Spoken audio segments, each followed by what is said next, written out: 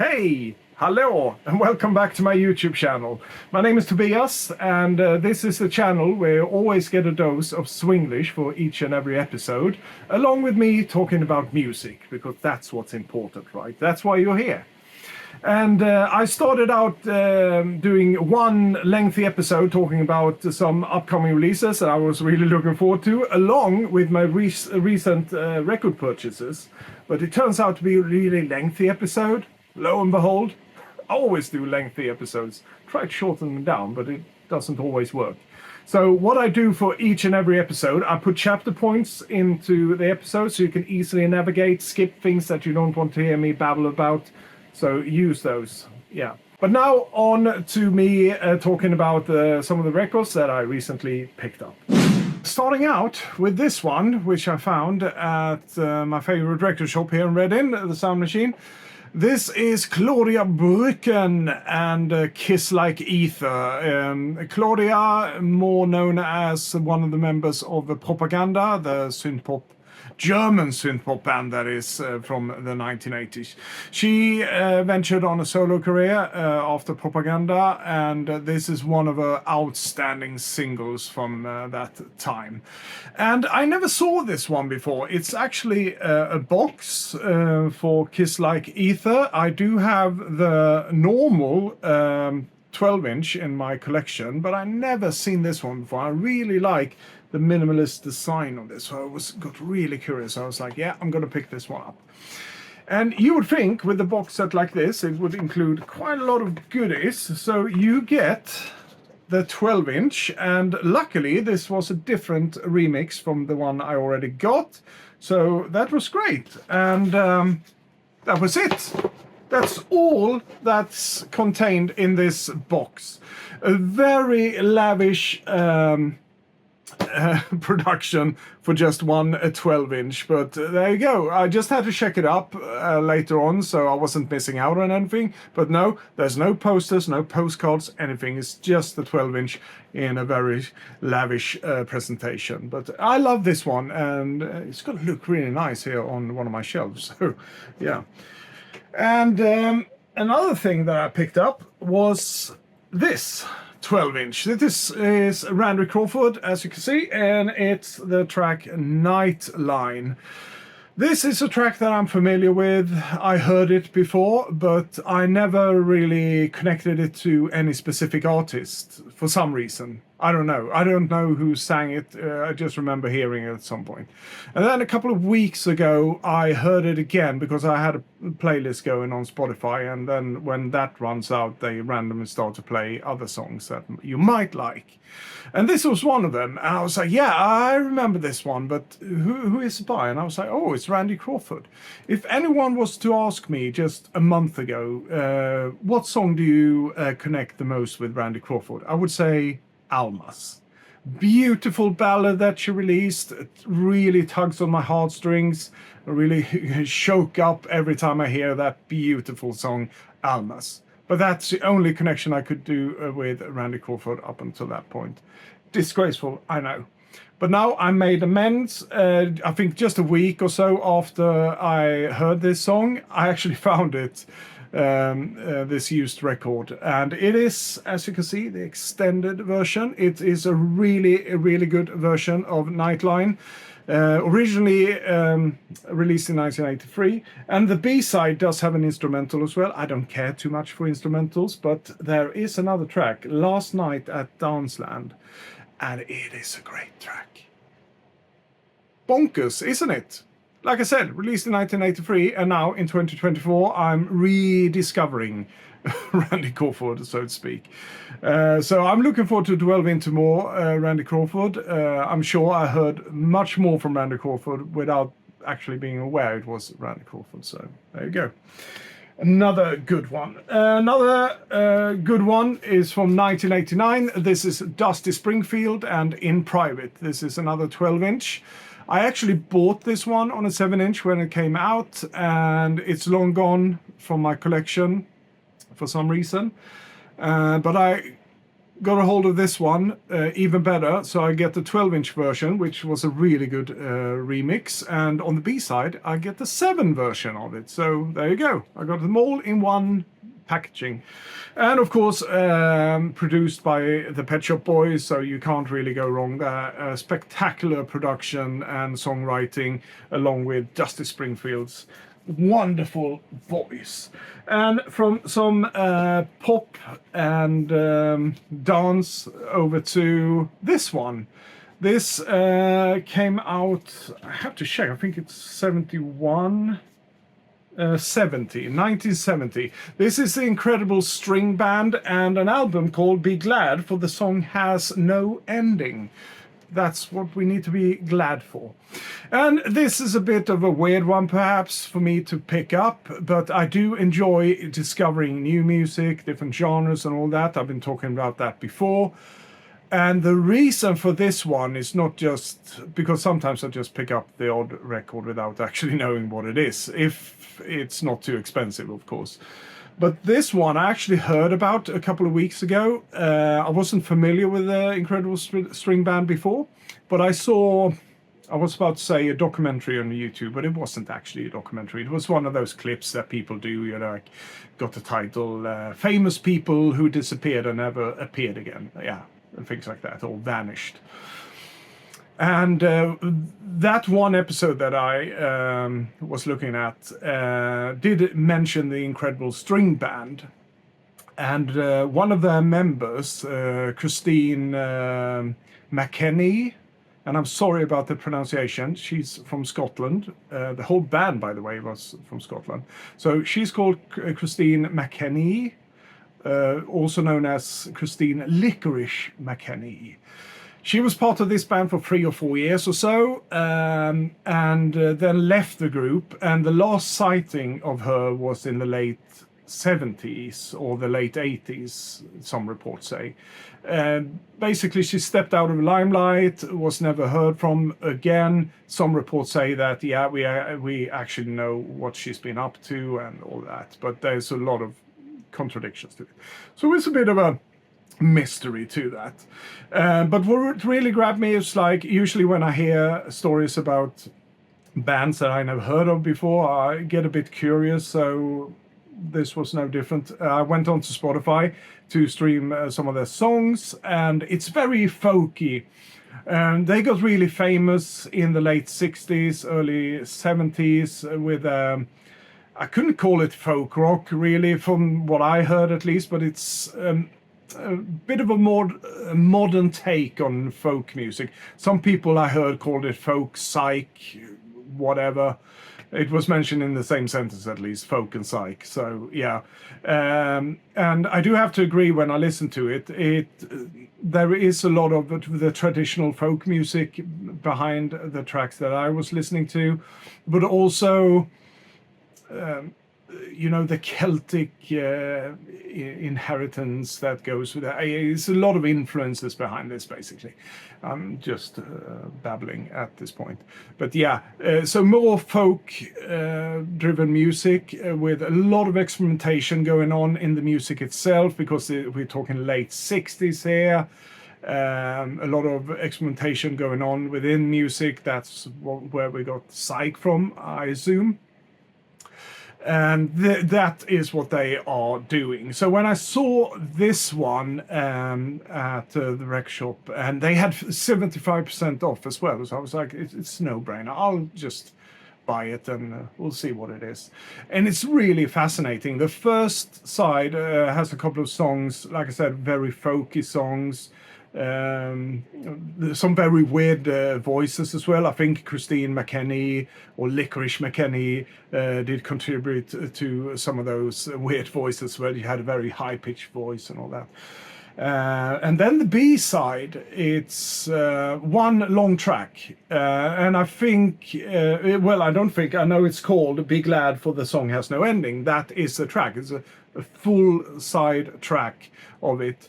And all these pictures on the front here is taken from a short film that they featured in. And I think that side, the B-side, that long track, it was used as the soundtrack for that film, that short film. So it's really fascinating. And that B-side, it's really, really experimental and out there. And I really did enjoy listening to this one and broaden my perspective somewhat. So this is another one that I picked up. I'm really happy for.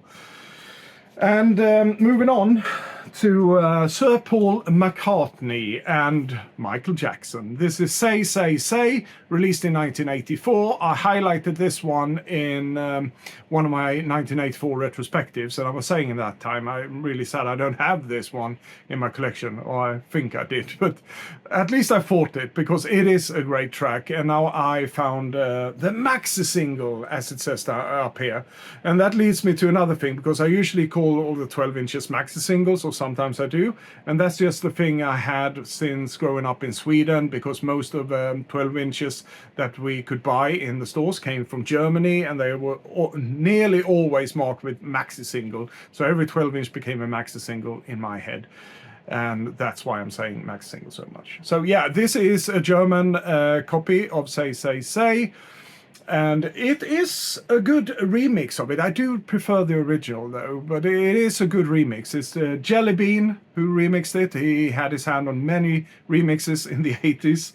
But you do get a bonus track here, or bonus, I think it was original B-side. It's Ode to Koala Bear by Paul McCartney, and it's a really good little quirky track by Paul. So yeah, really glad to get my hands on this one. And by the way, this is my first and only one, only record that is, that's featuring Michael Jackson. So there you go. And the next one here, another McCartney record. This is one that a lot of music channels here on YouTube has been raving about for the last week. I'm talking about One Hand Clapping from Paul McCartney and Wings. I'm not going to be lengthy on this one. I just want to give some of my thoughts around this. And to begin with, Paul McCartney as a solo artist, I discovered in 1984, fittingly enough with Say, Say, Say, and more importantly, No More Lonely Nights, which I'm going to talk more about in one of my upcoming retrospectives of 1984. But then it was just some years ago when I went into one of Paul's solo albums. I think it was McCartney 2. And I realized what a brilliant solo artist Paul McCartney is. Of course, I've heard some brilliant stuff before that, but that was probably the point where I went back through his back catalogue as well, with Wings and his own output as well, and realized how good most of it was. And since then, I've been hooked. I'm a McCartney fan for sure.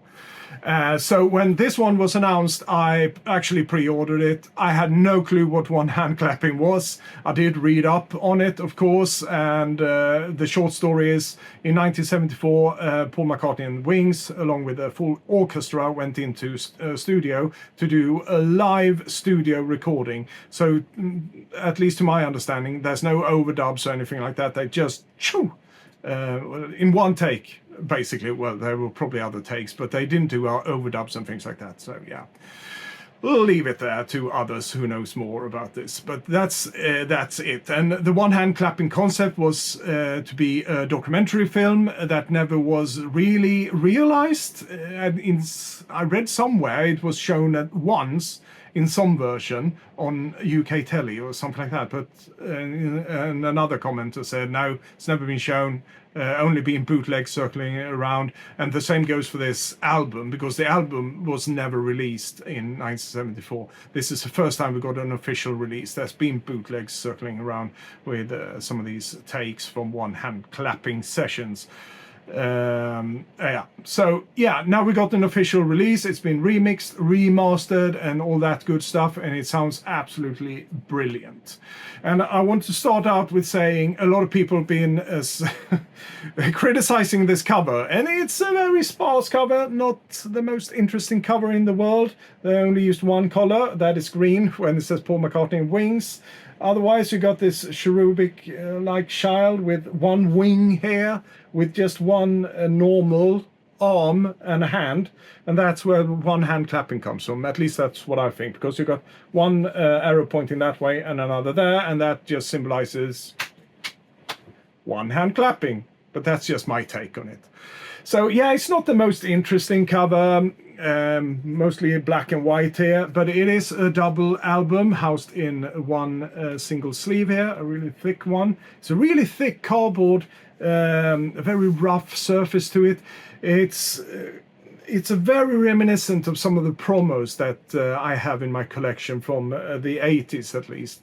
Where it also was, if there was anything printed on it, it was very sparse. Perhaps it's just a stamp or something like that. So I think what they really went for in this case was to say, and this is just me speculating, it's not facts, but it feels like they said if this was to come out in 1974, the promo would look like this, or they tried to reproduce something that would look like a bootleg. I don't know, but it seems like, because inside of this, except for the records of course, you also get this pamphlet. And a lot of people have been criticizing this as well. They said it's not much of a poster, is it? No, I don't think it's meant to be a poster. And on the other side we got some photos there of the members of Wings and some quotes and all of that stuff. I read somewhere that this is meant to be a reproduction of a pamphlet that they either sent out or they thought they were going to send out to promote the documentary that they were doing for One Hand Clapping. And this cherubic child here with the headphones was actually drawn by the director, and his surname slips my mind here, but I think it's called David.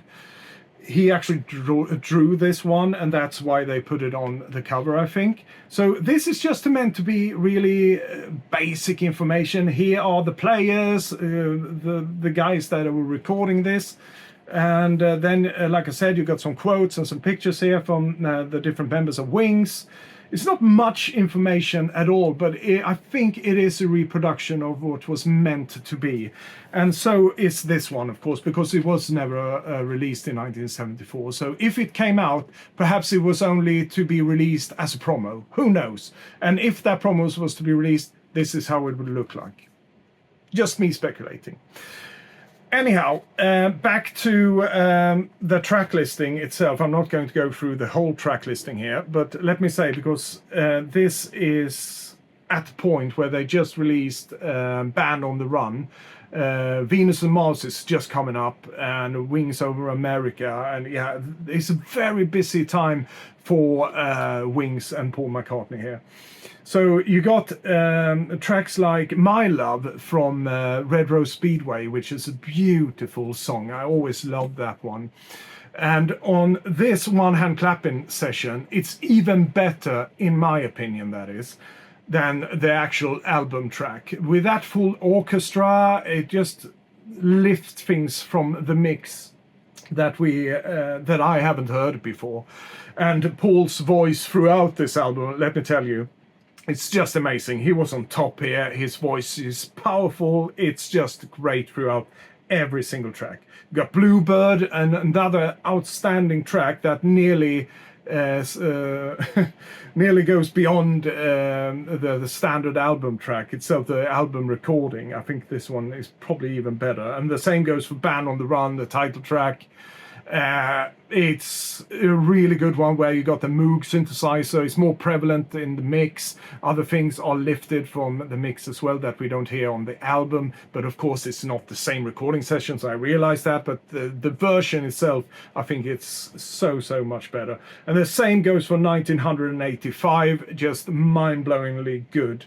Live and Let Die is on this one as well. I think that is a great version where you can the orchestra comes in, of course, and all that, but it's just a very tight, really good version of it. And then from the first Wings album, Wildlife, the title track Wildlife is on here as well. And let me tell you, there's not much difference when it comes to arrangement of Wildlife from the original album and here on One Hand Clapping. But the One Hand Clapping version, my goodness, it blew me away. It was like hearing it for the first time. And I don't know what it is. It was just something. If it's Paul's voice or something else lifted from that mix, but it just blew me away. And of course there is The Long and Winding Road along with Lady Madonna as one track. Paul sits down by the piano and just does these. And I think it's the first time Paul actually recorded Beatles songs on his own since the Beatles broke up. I could be wrong on that one, but we will see more of that when Wings of America comes in. Yeah, so yeah, there's a lot of tracks. The only one that I was a bit let down by, it's not bad in any means, but it was a bit of a letdown, is Jet from a Band on the Run as well.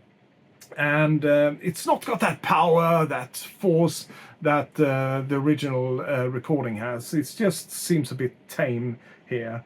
And then you got Soily, of course, which is a track that never ended up on any album, hasn't been highlighted by Paul McCartney and his staff as well when promoting this one hand clapping. You've got a video here on YouTube that you can watch. And it's a really powerful track, and I'm really, really blown away that it never ended up on any album. But yeah, that's just my take on the cover and my initial listening to this one. And when it comes to initial listening, because I got this one last Friday and I listened to it and I thought, yeah, it sounds really good. And then it kept drawing me in. It was like, oh, I want to go back and listen to it. And that doesn't happen too often with albums, that once you heard it once or twice, you'll let it simmer for a while before you go back to it, if you know what I mean. At least that's what I usually do. But this one is a rare case where I kept being drawn back, and it says, please listen to me again, you will discover more. And I do. It's just keep getting better and better. So to conclude things here, I would say this is probably one of my favorite Paul McCartney and Wings albums. Yeah. Absolutely. It is such a gem, and the versions that you will hear of songs that you might heard before, never heard before, it depends, they are outstanding. They were on top of their game at this point, the whole of Wings and Paul McCartney. I can just tell you, it's one of my favorites. Absolutely. And when I pre-ordered this one, I opted in for the one with a bonus 7-inch because it was like £4 or £5 more than just the standard double album. So yeah, I opted in for this one, which is housed in a sleeve that resembles, like you see here, an EMI tape case. It's very nicely done and in very thick, nice cardboard. And the label itself is a white label with something that resembles handwriting. And you get Blackbird on this one. You get Blackpool as well, and Country Dreamer, Peggy Sue, I'm Gonna Love You Too is there as well. And that is, of course, a couple of Buddy Holly songs that Paul is doing on his own. And I think at this time I read that somewhere that he actually bought the whole Buddy Holly back catalogue at this point, so he just wanted to do something with it probably. But these songs, to my knowledge, has never been released before on any archive editions and so forth and so on, because some of the tracks from One Hand Clapping have been released previously on the different archival things released by Wings and McCartney before. And of course on bootlegs, but that doesn't really count, does it? So it's fun to have this one, and like I said, it wasn't much more expensive just because I opted in for the 7-inch as well. So I'm really glad I got this one as well. A stellar release by McCartney. And I'm sorry, it probably got longer than I intended it to be, but I'm so passionate about this one. We go from Paul McCartney there to another favorite singer-songwriter of mine, and that is Suzanne Vega and her 1992 album 99.9 Fahrenheit Degrees. A lot of numbers there. This is a brilliant album. She did... Well, like so many good artists, she evolved throughout the years from her first record to her second and so forth and so on. But in this case, I think the style of writing and the production as well diverted quite a lot from her previous albums, and it was just all great. It wasn't a bad thing at all. It wasn't like when I hear those stories when Bob Dylan started using an electric guitar, right? No, it's not like that at all. You can still hear Suzanne Vega in this and her songwriting. It is such a good album. I loved this one when it came out. And at that point in 1992, when I bought records, it was mainly CDs when it came to mainstream music or big label releases. So I never had this one on vinyl. And this one was released by Rubellin Remasters in North America. And I never ordered anything from them before because, you know, order things from overseas, you get all these VAT slapped on you, the import fees and all of that. So I never really bothered. But when I saw this one, I was like, yeah, I'm going to pull the trigger on this one because it's a great album. And not only that, it's been remastered as well. And I can tell you, it sounds really, really good. And the packaging here is stellar as well. You get a gatefold. It's just a single album, but you do get the gatefold here, and you got the lyrics and some production notes in here, just like you did with the original CD, where you had that all of that in a booklet in the CD. And it's all presented. They actually had two variants of the vinyl. This one is a yellow one. They also had a brown yellowish one, but I thought this one looked really good, and it goes with that fiery theme or design of the album itself. And like I said, remastering sounds really good. The pressing of this record is really a nice, quiet, dynamic pressing. So really glad I got hold of this one. From one iconic album to another, this is Gina G. Yeah, I'm saying that a bit tongue-in-cheek, of course, because as you know, Gina G is more famous for her Euro pop, Euro house style of music, and she did get famous in 1996 when she was sent to the Eurovision for that year as a UK entry with the song Ooh Ah Just a Little Bit. And at the time in 96, when that one came out, I thought it was so cheesy. Like I said, it was cheesy Euro house, Euro pop, call it what you want. But it was one of those songs that got stuck in your head. You couldn't help but singing along to it. And just over the years, it's just grown on me from that camp factor to something I really enjoyed as a Euro pop song or whatever. So when Cherry Red or Cherry Pop announced this one, I was like, yeah, I'm going to support them by buying Gina G's Fresh. This is her debut album that came out in 1997 for the first time on vinyl, because back in the day it was only CD it was available for. And I was like, yeah, of course I'm supporting one of my favorite labels here in the UK, and if I don't like it, I can sell it to someone who might appreciate it. But you know what? If I'm in the mood for some really cheesy, uplifting, fun Euro house / pop, this is my go-to record nowadays. I get so happy with listening to them. Very upbeat tracks. There are some more downbeat tracks as well, but overall it is a Europop fest, which you never seen the likes of. Really enjoyed this album, and as I say, the presentation here is absolutely stunning for this vinyl record, and it is gatefold as well. Can't even get in picture, but it is, and I'll soon show you the inside of that one. I just want to point out something, because I said it was only released on CD back in the day. So with this picture here, because I don't have a CD to compare with, so I just want to have your opinion, who's watching this. I don't know how good you can see it, but it's really blurry, the photo. Is that a deliberate artistic take on it? Because this photo was taken by David LaChapelle, the famous photographer. It's a really interesting photo, right? But it's a bit blurry, so I was wondering, is it an artistic take, or is it a case of where they didn't have the original negative, so they just had to blow up the CD cover? But apart from that, it all looks good. You got some spot varnish here going on Gina G Fresh. Don't know if you can see it. And then, as I promised, the inside of the gatefold, there is an alternative photo of Gina there. Is it body paint or is it chocolate? Who knows? We don't care. This is David LaChapelle once again. But once again, I don't know if you can see up here. I don't know if camera's gonna capture it, but it's really, once again, really blurry, nearly pixelated in places. But is that an artistic choice, or is it a lack of original negative? Who knows? And who cares, really? What matters is how this sounds, and it does sound really good. They've done a really good job with this.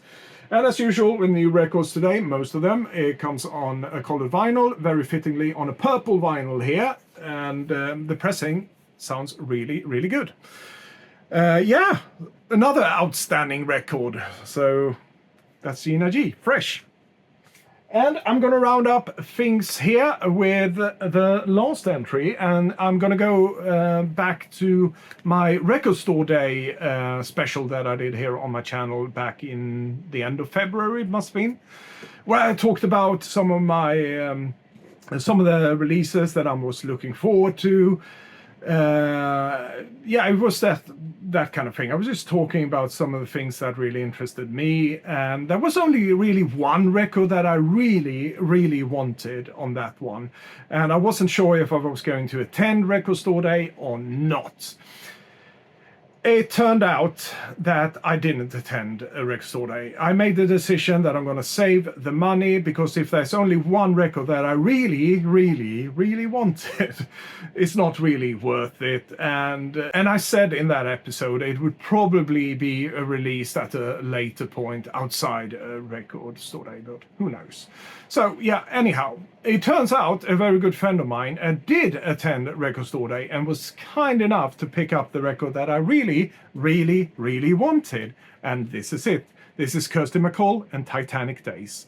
This one was released on Sanctum Tam Records back in the early 90s, and I'm not sure if it was ever released on vinyl then. I don't think so. So this is probably then the first time, and it comes on a green vinyl, but most importantly, sounds absolutely brilliant. And as a Kirsty MacColl fan, I already had this album on CD, but listening to this one, it's so, to my ears, it's more dynamic, and I love to have it on the vinyl record as well, because I have a lot of the other albums from Kirsty MacColl on vinyl records already. So just to one more record for my collection. But it's got great nowadays classic Kirsty MacColl tracks like Soho Square, Angel, Saturday Night is on this one. It's got Last Day of Summer, which is a beautiful track as well. Yeah, I just love this album, one of my favorites from Kirsty MacColl. So I was really thankful for him to pick this one up. And like I said, a lot of you guys were commenting on my Record Store Day special that I did about your wish list for that upcoming Record Store Day, and some of you commented after the fact as well and said this is what I got, but I never followed up on it. So it's high time I mend things here and show you this. I didn't attend, but I did get this one through someone who did attend Record Store Day. And when it comes to the other ones that I was interested in, we had Slits, the live album, the double one, which I was quite interested in as well. The second-hand market prices aren't crazy on that one. I hope they stay that way. And also Express 2, the 12-inch that I was talking about, and I think Soft Cell as well. Not crazy aftermarket prices. The only one that's really crazy is a Propaganda one with Dr. Mabuse. But like I said in that one, I probably got most of those versions anyway on both vinyl and CD since before. So I wasn't that keen on that one. But I'm really happy to get the Kirsty MacColl one. That's it for this episode. A rather lengthy one, but it's been a while since I've done one of these recent purchases, pickup thingies. And I got stuck on that Paul McCartney Wings album, didn't I? I'm so sorry about that, but it's such a good album. Anyhow, I would like to hear what you guys have picked up recently when it comes to records, and perhaps give me some suggestions, tips around artists, albums that I missed out on. I would love that. And if you really like what I'm doing here, please consider subscribing. It would really help out this small channel. And if you like what you're seeing as well, a thumbs up would be really, really nice. But you know what? If you don't like it, give it a thumbs down as well. I'm just after your honest opinion here, honestly. I will be back soon again. It's nearly high time for another retrospective of 1984. We're closing in on June of 1984. That's going to be really interesting. But until then, you all take care of yourself, and as usual, adieu.